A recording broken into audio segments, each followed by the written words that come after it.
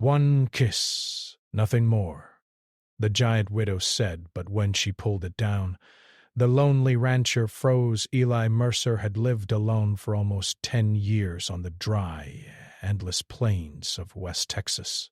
His ranch was large enough to keep him busy, with wide fields, a few cows, and the old windmill that creaked in the wind, reminding him that the world still moved, even when he felt stuck.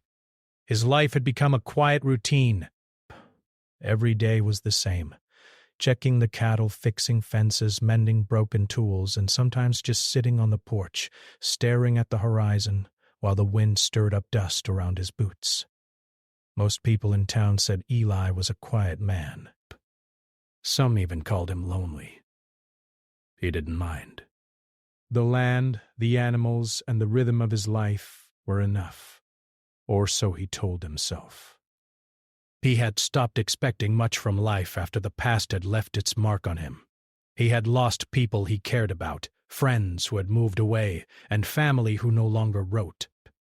He learned to find comfort in small things, the way the sunlight fell across the cattle in the morning, the soft lowing of a calf, or the smell of fresh soil after a rare rain.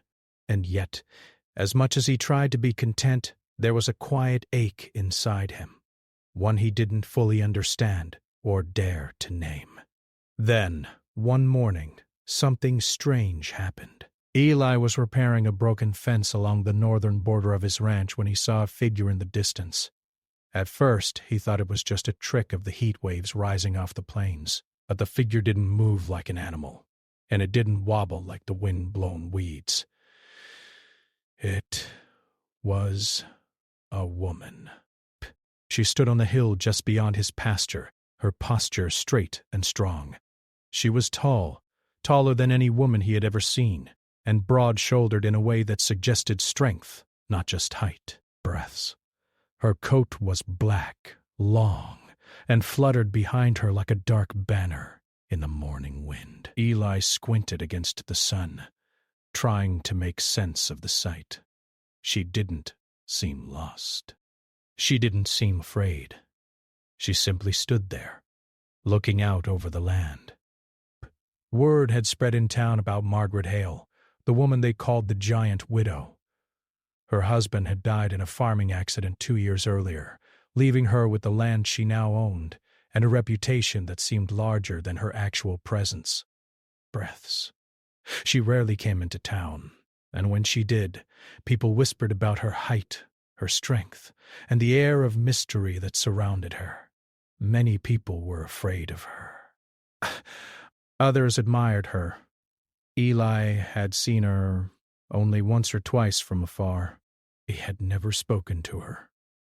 And yet here she was, standing like a figure out of a storybook, just outside his fence. Curiosity, and perhaps something more, made Eli drop his hammer and walk toward her. The wind tugged at his hat, but he didn't care. Psst. He wanted to know why she had come. When he reached the fence, she didn't greet him in the usual way. There was no hello or small talk. She looked at him with calm, steady eyes and said simply, "I don't need help. I don't need charity. I just need a neighbor." Eli raised an eyebrow. "A neighbor?" he asked, unsure what to say. He had neighbors all around, but most were miles away, and few of them wanted to get close to someone like Margaret Hale. "Yes," she replied. Her voice was firm, yet there was a softness beneath it, a hint of loneliness that Eli didn't expect. "A neighbor is someone you can rely on. Someone you can trust. That's all I'm asking." Eli felt a strange pull in his chest. He didn't understand it, and he didn't want to admit it, but her presence made the plains feel smaller and the day brighter. He nodded, even though he wasn't sure why. "All right," he said finally. "D." "You've got a neighbor. For a few weeks, she visited often." though she never stayed long. She would come down from her hill with baskets of vegetables, sometimes a jar of homemade preserves, and leave them at his gate. Occasionally, they would talk. At first it was about ordinary things, the weather, the cattle, the fences that needed fixing. But gradually, the conversations became more personal, cuffs. She told him about the struggles of keeping the land after her husband's death, how the well sometimes ran dry, how the fence had collapsed in a storm, how the wind could tear through the pastures and scatter her cattle. Ellie listened, quietly at first, then more attentively. He realized he had not felt the need to talk to anyone in years, but with her, he felt a strange comfort, as if sharing the load of the land, even in words, made it lighter. One day Eli found her struggling to fix a broken fence on her property. The wood was heavy, the nails rusty, and the ground uneven. She didn't ask for help, but he walked over without thinking. Psst, psst, psst, psst, psst, psst. You need a hand? He asked. She paused, then nodded. I suppose I do, she admitted. Her voice had the same calm strength that she had when she first spoke to him. Together they lifted the fence, hammered the nails, and straightened the posts. Eli noticed how capable she was, her movements precise, her strength natural. She worked as if she had done this her whole life, which, in a way, she had. After the work was done, she wiped her hands on her coat and looked at him. Thank you, she said simply. You didn't have to help me. You're my neighbor, he replied, shrugging. Psh, it's what neighbors do. A silence fell between them, but it was not uncomfortable. It was the kind of silence that spoke of understanding, of two people recognizing the quiet spaces in each other's lives. The days turned into weeks. They spent more time together, fixing fences, tending the cattle, and sharing meals of bread and stew. Eli began to notice small things about her, the way her hair caught the sun, the curve of her smile, the quiet determination in her eyes. Margaret, too, seemed to change. Her visits lasted longer. She laughed more easily, and sometimes, when she thought he wasn't looking, she would watch him as he worked, her expression softening. The town began to talk. People whispered about the lonely rancher and the giant widow. Some were curious, others skeptical. Eli didn't care. He only noticed how the days felt less heavy when she was around. Then, one evening, as the sun was setting and painting the sky with streaks of gold and orange, Margaret turned to him. Her expression was serious, yet there was a hint of vulnerability he hadn't seen before. One kiss, she said quietly. Psst. Nothing more. That's all I can give. Eli blinked. He didn't know what to say. A kiss? With her. He had never imagined such a thing. And yet, for reasons he couldn't explain, his heart beat faster, and a strange warmth spread through him. All right, he said finally, his voice steady even though his hands trembled slightly. Unkiss. They stood there, in the fading light, the wind stirring around them, the cattle grazing quietly in the distance. Eli felt a mix of excitement and fear. He had spent so many years alone protecting his heart from the world that he wasn't sure how to handle this moment. Margaret leaned in. Her lips met his in a gentle, fleeting touch. It was soft, careful, and filled with unspoken emotion. When she pulled back, she didn't speak. She didn't need to. Eli felt something shift inside him, a sense of hope, a sense of connection that he hadn't felt in years. For a long time they stood together, neither moving, simply feeling the presence of the other. And for the first time in a long time, Eli felt that perhaps his life could change, that perhaps the loneliness he had grown so accustomed to could be replaced with something new, something he had almost forgotten was possible: companionship. That night, as he sat on his porch and watched the stars appear in the darkening sky, Eli thought about Margaret, about her strength, her presence, her kindness, and about the promise of one small gesture, a kiss, that had opened a door he had long thought closed. It was a beginning, and even though he didn't know what the future held, he felt ready to step through that door, one careful, hopeful step at a time. The days after that first kiss were different for Eli Mercer. The plains still stretched endlessly, the cattle still grazed quietly, and the wind still whispered through the old windmill. But there was a new warmth in the air, one that Eli could not ignore. Margaret Hale, the giant widow who had captured his curiosity and then his heart with a single gesture, began to appear more frequently on the northern hill that bordered his land. She moved with her usual quiet strength, carrying baskets of vegetables, jars of preserves, and sometimes just a calm smile that seemed to brighten the vast openness of the plains. At first, Eli thought she had come simply to show gratitude. Her land was large, her fences often broken, and the well that supplied her water ran shallow during the hotter months. Pride had always kept her from asking anyone for help. But Eli noticed that gradually her visits became longer. She lingered at the fence, talking with him about small things, the weather, the livestock, or the repairs he had made to the windmill. It was always light conversation, casual and careful, but the moments stretched like tiny islands of comfort in both their busy, isolated lives. One morning, after a night of rain that left the plains soaked and fresh, Eli noticed her struggling with a heavy gate on her property. The fence post had been weakened by the storm, and she was trying to lift it by herself, her coat fluttering in the wind, the sun glinting off the wet metal. Eli's first instinct was to step back. He had learned long ago to respect her independence, and he knew she did not welcome unsolicited help. But something in the way she strained, the quiet determination on her face, pulled him forward. "You're going to hurt yourself," he said, walking toward her. Margaret paused and looked at him, her expression calm. "I've got this," she said softly. But her hand slipped, and the gate wobbled dangerously. Eli stepped closer. "Come on," he said. "Let me give you a hand." For the first time she hesitated. He could see the faint trace of pride on her face, but also something else, a quiet relief, almost like a child letting go after trying to carry too much.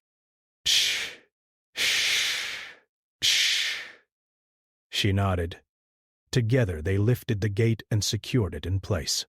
Spy-eyed, their hands brushing occasionally, the silence between them filled with the sound of the wind and the distant lowing of the cattle.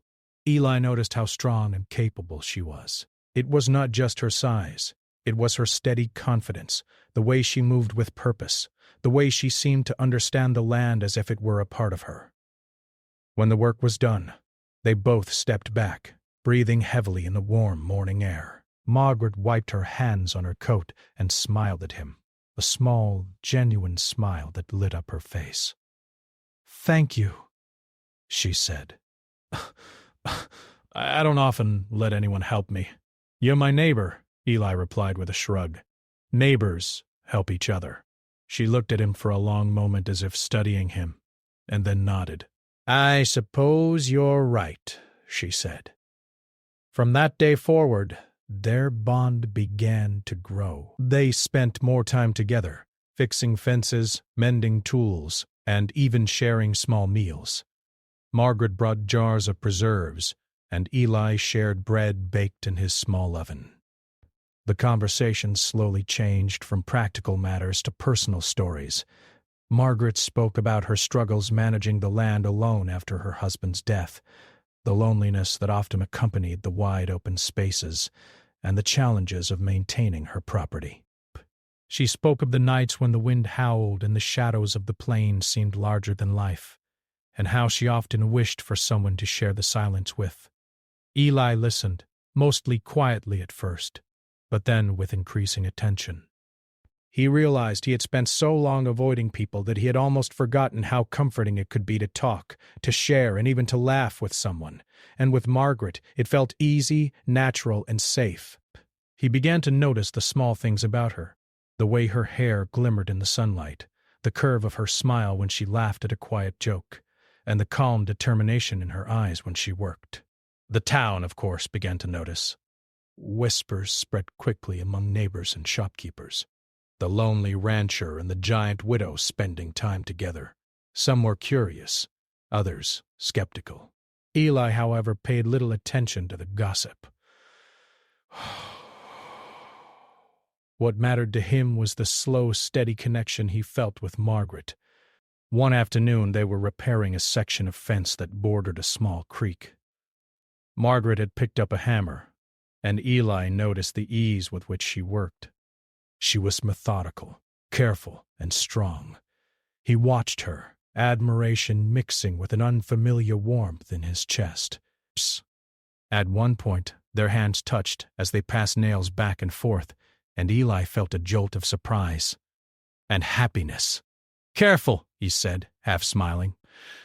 "I am," she replied, her eyes meeting his. There was a brief pause, a moment that stretched longer than it should have, and for the first time Eli felt the weight of the unspoken words between them.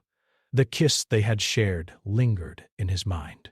It was simple, brief, and gentle, yet it had opened something in him he had thought long buried. Over the next few days their routine continued. They worked together from dawn until late afternoon, sharing small meals, quiet laughter, and easy conversation. Margaret began leaving small gifts at the fence, a jar of jam, a loaf of bread, sometimes a fresh apple. Eli, in turn, began noticing little things, how she brushed a stray lock of hair from her face, how her eyes softened when she looked at the land she worked so hard to maintain, and how she smiled without reserve when she felt truly comfortable. Then came the evening when the sun was sinking low over the horizon, turning the sky into shades of gold and orange. Margaret turned to Eli, her expression serious, and spoke softly. "One kiss," she said, almost as if she were testing herself. "Nothing more. That's all I can give." Eli felt his heart leap. He had anticipated this moment, though he hadn't known he would. A kiss, a simple, gentle kiss, but it meant so much more than words could describe. He nodded, trying to steady himself. "One kiss," he repeated. They stood there, side by side, the wind rustling through the grass, the distant sound of the cattle filling the quiet plains. Eli felt a mix of nervousness and anticipation. For years he had lived a life of solitude, guarding his heart against loneliness and disappointment. But in that moment, the walls he had built around himself seemed to crumble, just a little. Margaret leaned in slowly, carefully, and their lips met. The kiss was soft, gentle, and fleeting, yet it carried with it all the unspoken feelings that had built up between them over weeks of shared work, conversation, and quiet companionship. When she pulled back, they both stood still for a moment, letting the silence stretch between them. It was a silence filled with understanding, comfort, and the beginning of trust. For Eli, the kiss was more than a simple gesture. It was a promise, not of love, not yet, but of connection. It was a small opening in the door of a life he had thought would remain solitary forever. For Margaret, it was a step forward, a recognition that someone could see her strength without fear, appreciate her independence, and still desire her presence. That night, as Eli sat on his porch watching the first stars appear in the darkening sky, he thought about Margaret, about her quiet strength, her independence, and the gentle kindness she had shown him. The plains, so vast and empty for so long, now felt alive. The wind, the cattle, the old windmill, they all seemed different, filled with possibility. He realized that the loneliness he had accepted as permanent was beginning to lift, replaced by the warmth of companionship he had thought impossible. And so, as the night deepened and the stars shone brightly above, Eli allowed himself to imagine a future he had not dared to consider before. Perhaps, he thought, there could be more than this quiet life of work and solitude. Perhaps, with Margaret by his side, even if only as a friend, the world could feel full again. The days that followed their first kiss were quiet but full of a new kind of tension for Ellie Mercer. The plains were still the same, endless stretches of golden grass, distant hills and cattle that wandered lazily in the sunlight. Yet everything felt different. Every time he saw Margaret Hale walking down the hill toward him, his heart beat a little faster. There was a mixture of excitement and unease he had not felt in years. He couldn't explain it, and he didn't try. He simply knew that life had taken a small, unexpected turn, and he was not going to resist it. Margaret, too, seemed different. She smiled more often, lingered at the fence a little longer, and sometimes when she thought he wasn't looking, she would pause to watch him work, her eyes softening as if she were taking in a piece of a world she wanted to be part of. Despite her quiet strength and independence, Eli began to sense a subtle vulnerability in her, a part of her that she did not show to anyone else. The giant widow, as the townspeople called her, was not as untouchable as her reputation suggested. One warm afternoon, Eli noticed that Margaret seemed troubled. She was pacing near her property line, her hands brushing over the fence posts as though she were trying to calm herself. He set down his hammer and walked over. "Something wrong?" he asked, keeping his voice gentle. She looked at him, and for a moment she didn't speak. Her eyes held a storm of emotion he had not seen before. Uncertainty, fear, and a deep sadness. Finally, she sighed and said,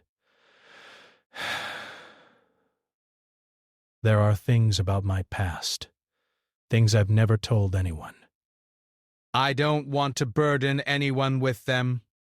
Eli nodded slowly. "Beat. You don't have to tell me if you don't want to," he said. "But if it helps, I'm here to listen." Margaret hesitated, then looked away toward the horizon, the sun casting long shadows across the land.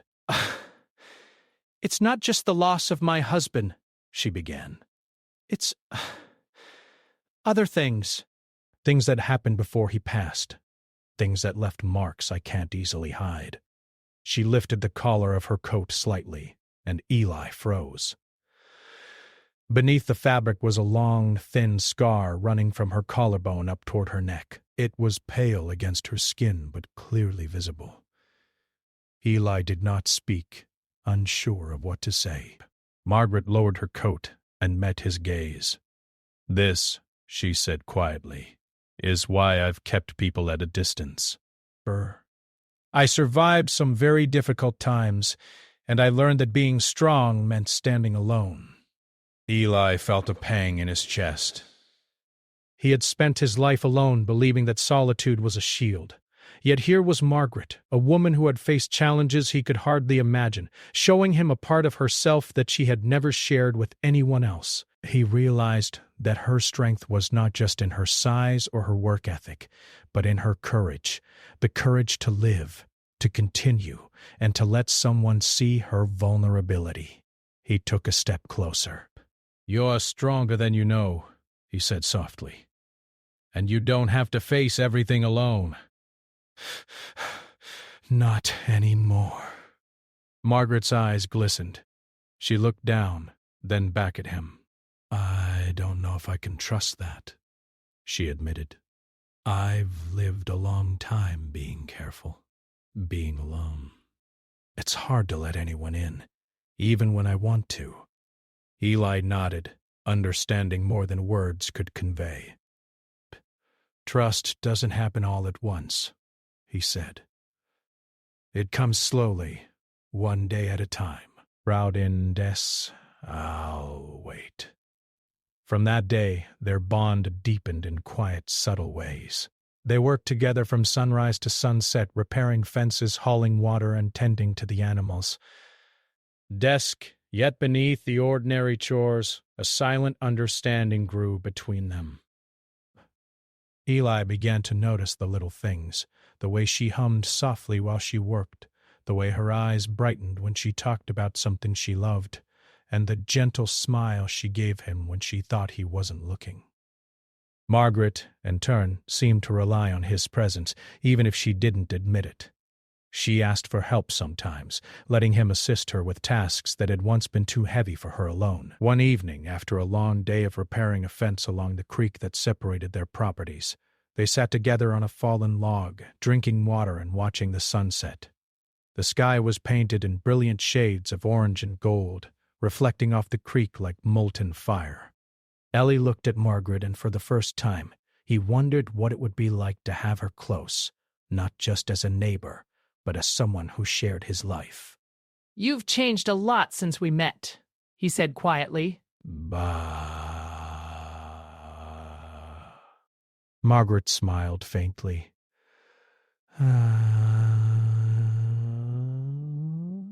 It's strange. I've spent so long protecting myself, and now I don't know. I feel like I'm learning to trust again. Eli reached out and gently took her hand. She didn't pull away. You can take your time, he said. I'm not going anywhere. That night they parted ways, walking to their respective homes under a sky full of stars.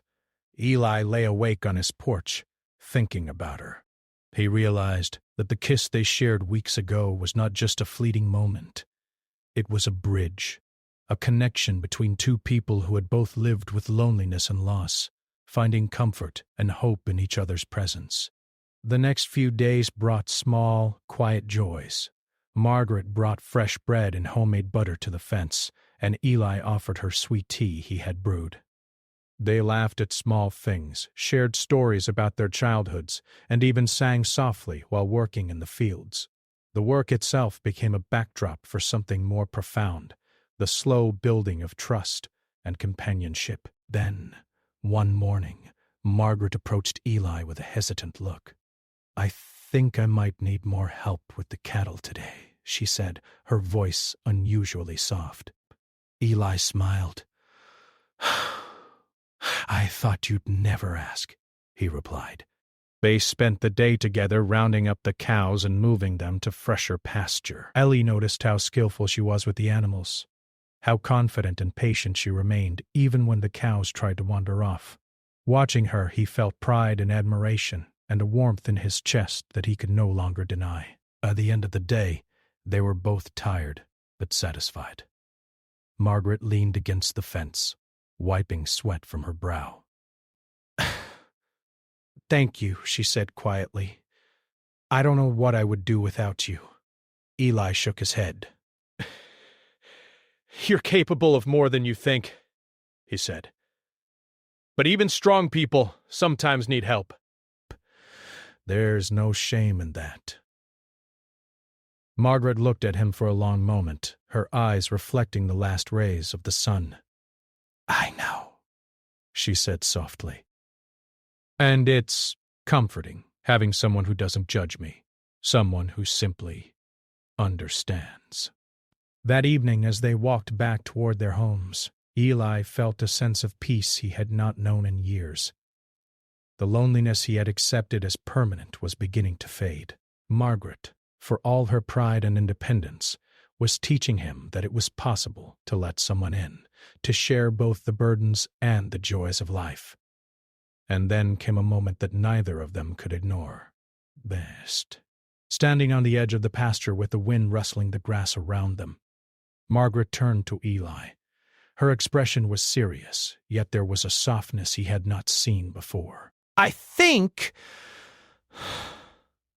I might be ready, she said quietly. Ready for something I haven't allowed myself to feel in a long time. Eli's heart leapt. Ready for what? He asked, though he already hoped he knew the answer. She smiled faintly, her hand brushing against his. Ready for more than a kiss, she whispered. Ellie felt a warmth spread through him that was both new and familiar. It was hope, trust, and excitement all at once. The plains, so vast and empty, suddenly felt full. Full of possibilities, full of life, and full of the quiet promise of something beautiful. At night, as Eli sat on his porch under a sky sprinkled with stars, he thought about the path that had led him here.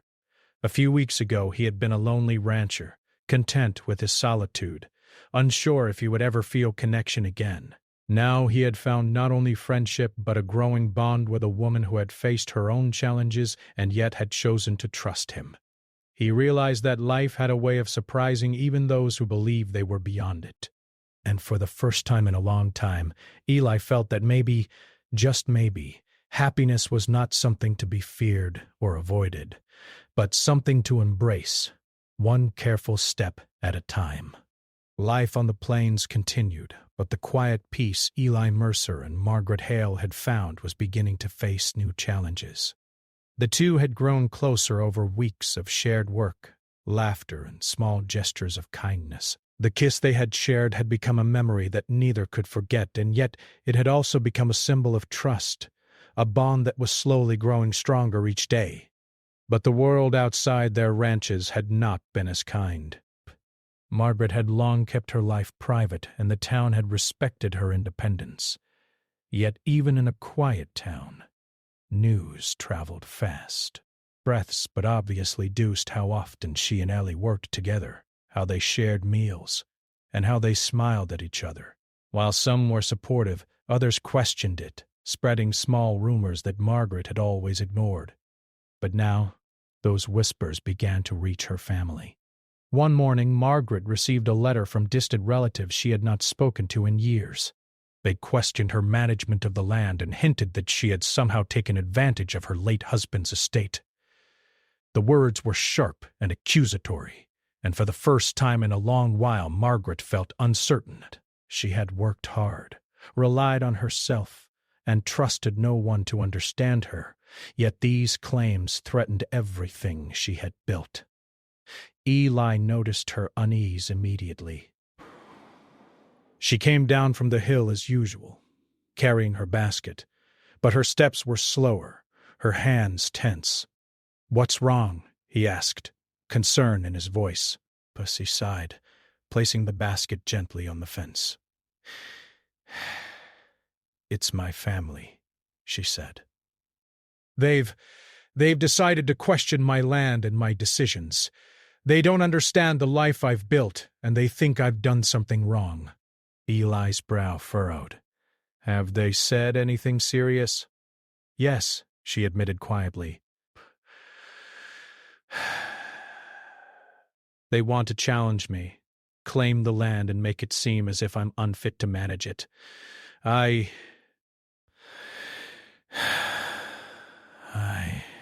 don't know what to do." Eli felt a surge of protectiveness. Margaret had faced so much in her life, yet she continued to stand tall. Now, when the world questioned her right to her own land, he knew he could not stay on the sidelines. "We'll handle this," he said firmly. "Together." Margaret looked at him, surprised. "Together?" "Yes," Eli said. "You've faced challenges alone for too long. It's time someone stood by your side." The coming days were filled with preparation. Margaret gathered her documents, notes about the land, and records of her work. Eli helped her organize everything, providing support she had not realized she needed. They spent long hours at the house, poring over papers, planning how to respond to the challenge and discussing what they would say if questioned. Through it all, the bond between them deepened. Working side by side, sharing their thoughts and plans brought a new sense of intimacy. Margaret began to realize that trust could grow gradually, and Eli showed her that support and understanding did not mean loss of independence. She was still strong and capable, but now she was not alone. The day came when they had to meet with the town council, a small group of respected neighbors and officials who would oversee the discussion about the land. Margaret walked in with Eli at her side, her posture tall, her expression composed. Yet inside she felt nervous. This was uncharted territory, a public confrontation she had avoided for years.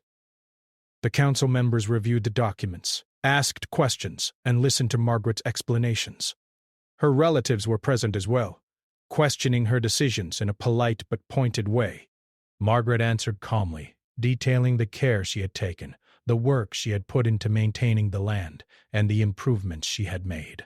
Eli quietly offered support, speaking up when needed, clarifying points, and reinforcing her statements with examples of their shared work. As the discussion progressed, Margaret began to feel a strange sense of relief, the presence of someone who believed in her. Someone who had witnessed her dedication firsthand made her feel confident in a way she had not in years. Eli's support was quiet but steady, like the foundation of a house that withstood storms. When the council adjourned for deliberation, Margaret and Eli stepped outside. The air was warm, the sky wide and open, and the plains stretched endlessly before them. Margaret turned to Eli, a mixture of anxiety and hope in her eyes. "Do you think they'll understand?" she asked softly. Eli placed a hand on her shoulder. "They will," he said. "You've shown them everything they need to see, and I'll be right here with you." The council returned, and the decision was announced. The land would remain Margaret's. Her family's challenge was dismissed, and the council recognized her capability and dedication. Relief washed over her, and for the first time in a long time, she felt victorious in a way that had nothing to do with pride or stubbornness. She had faced the challenge and prevailed, and she had not been alone. Outside the council chambers, Margaret turned to Eli. Her eyes were bright, her posture relaxed for the first time in weeks. "I don't know how to thank you," she said. "You don't need to," Eli replied. "I was just doing what any neighbor would do." Margaret smiled, a genuine, warm smile that reached her eyes. "You're not just any neighbor," she said softly. The victory brought them closer than ever. For the first time, Margaret allowed herself to consider the possibility of happiness beyond survival. She realized that the strength she had relied on for so long did not mean she had to face the world alone. Eli had shown her that support and companionship could coexist with independence.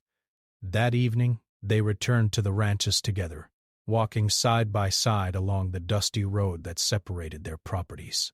The sky was painted in shades of pink and orange, the wind carrying the faint scent of wild flowers from the hills. They talked about the day, about the council, and about the relief of knowing the land was secure. Yet beneath their words, there was a quiet acknowledgement of something deeper, a shared understanding that their connection had grown beyond friendship. As they reached the fence, Margaret paused. "I promised you one kiss," she said, her voice gentle. "I didn't think I could give more. Not after everything." Eli smiled. "I never asked for more," he said softly. She looked at him for a long moment, then leaned in slightly. "Maybe," she whispered, "we can start with something small, something that grows over time." Eli felt a warmth spread through him, a mixture of relief and hope. It was not just about a kiss or a gesture. It was about trust, companionship, and the beginning of a life shared. For the first time in years, both of them felt that the future, which had seemed so uncertain, could be filled with promise.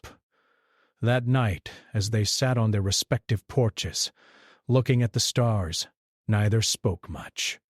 Words were not necessary. The bond they had forged through shared work, support, and quiet understanding was strong enough to fill the silence. Eli thought about how far they had come, from strangers on opposite sides of a fence to partners in facing the challenges of life. Margaret thought about the courage it had taken to let someone in, to trust after so much independence and self-reliance. And in the quiet of the plains, under the endless sky, both realized something important, that life was no longer something to face alone. It was something to share, to grow with, and to cherish together. The plains were quiet that morning, with the sun rising slowly over the distant hills, painting the sky in gentle shades of gold and pink. The wind stirred the tall grass, carrying with it the soft scent of wildflowers and earth. For Eli Mercer, it was another day on the ranch, but one that felt different, brighter, lighter, as if the land itself recognized the changes that had taken place in his life. Margaret Hale was already outside, tending to the cattle near the northern fence. Her movements were calm and deliberate, her coat fluttering slightly in the morning breeze. "Hey." She looked up as Eli approached, and their eyes met. In that quiet, unspoken glance there was a recognition of the journey they had taken together. Weeks ago, she had been cautious and guarded, standing alone against the world. Now she moved with a quiet confidence, yet she no longer faced life entirely alone. Eli set down his tools and walked over to her. "The cows are calm today," he said, smiling. Margaret nodded, her lips curling into a faint smile. It's a good morning, she replied. "I think things are finally settling. The land, the cattle, even the air feels different." They worked side by side, checking fences, guiding the cows to fresh pasture, and ensuring the water troughs were filled. It was ordinary work, the kind of labor that had filled both their days for so long. Yet, now it was infused with something new. A quiet sense of companionship, a rhythm that they shared, and an unspoken understanding that neither had to carry the burden of life alone. After a few hours, they took a break beneath the shade of a large oak tree. Eli handed Margaret a jar of fresh water, and she drank slowly, savoring the cool relief. He watched her for a moment, noticing the way her eyes caught the sunlight, the gentle tilt of her head, and the small smile that lingered at the corner of her lips. "You've grown stronger," Eli said softly, breaking the comfortable silence. "Not just in work, but in everything." Margaret looked at him, her expression thoughtful. I think I have," she admitted. "But it's not just me. You've helped me see that I don't have to face the world completely alone. That it's okay to let someone in." Eli felt a warmth spread through his chest. "You've helped me too," he said, breath. "I've spent so long alone, thinking that's all I could be. But now I see that life can be shared, and it's better that way." For a moment, they simply sat together, letting the wind carry their thoughts and the distant sounds of the ranch fill the silence. There was no rush, no expectation, only a quiet acknowledgement of the bond that had grown between them. As the day progressed, they continued their work, their movements coordinated and natural. The cows were calm, the fences strong, and the land alive with the quiet energy of care and attention. Every shared glance, every small gesture seemed to reinforce the connection they had nurtured over the past weeks. When the sun began its slow descent toward the horizon, painting the sky in brilliant shades of orange and violet, Margaret paused and looked at Eli. "Do you remember the first kiss?" she asked softly, almost shyly. Eli smiled, remembering the gentle touch of her lips, the warmth and trust in that fleeting moment. "Of course," he said. "It was the beginning of something I didn't know I needed." Margaret's eyes softened. "I thought I could only give one kiss," she said quietly. "I wasn't sure I could give more than that. But I realize now it's not about one moment. It's about time, trust, and being together." Eli took her hand gently, holding it in his. "I don't want one moment," he said. "I want everything we can share, the small moments, the laughter, the work, the quiet evenings. I want it all." She smiled, her eyes shining in the fading light. For the first time in years, Margaret allowed herself to feel completely at ease. She leaned slightly closer, resting her head on his shoulder as they watched the sun dip below the hills. Desperate power. It was a gesture of comfort, trust, and quiet intimacy that spoke louder than words. Evening settled over the plains, casting long shadows across the fields and painting the windmill in soft hues of silver and gold. Eli and Margaret returned to their respective homes, but the air between them was different now. Lighter, warmer, filled with the quiet anticipation of shared life. The following days brought small, joyful routines. They shared meals on the porch, walked together across the fields, and helped each other with the chores that made ranch life both challenging and rewarding. The townspeople noticed the change as well, and the giant widow had turned into admiration and respect. People saw the strength of their partnership, the way they supported each other, without taking away independence or pride. One afternoon, as the sun cast golden light across the hills, Margaret approached Eli with a basket of fresh apples. "I wanted to thank you," she said softly, "for being here, for trusting me, and for showing me that life can be shared." Eli took the basket and smiled. "I should be thanking you," he replied. "You've shown me more than you know about trust, hope, and courage."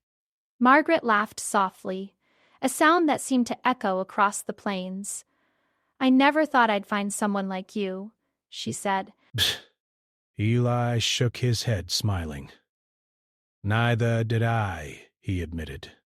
Days turned into weeks, and the seasons began to shift. The land that had once felt lonely and empty now seemed alive with possibility. Their connection deepened with every shared sunrise, every quiet moment, and every act of care. They celebrated small victories, like the health of the cattle, the repair of a broken fence, or a perfectly baked loaf of bread, and through it all, they were learning something important. That life's greatest joys often came from simple, shared experiences. One evening, as the sky turned deep shades of purple and the first stars appeared, Margaret walked to the fence and looked at Eli.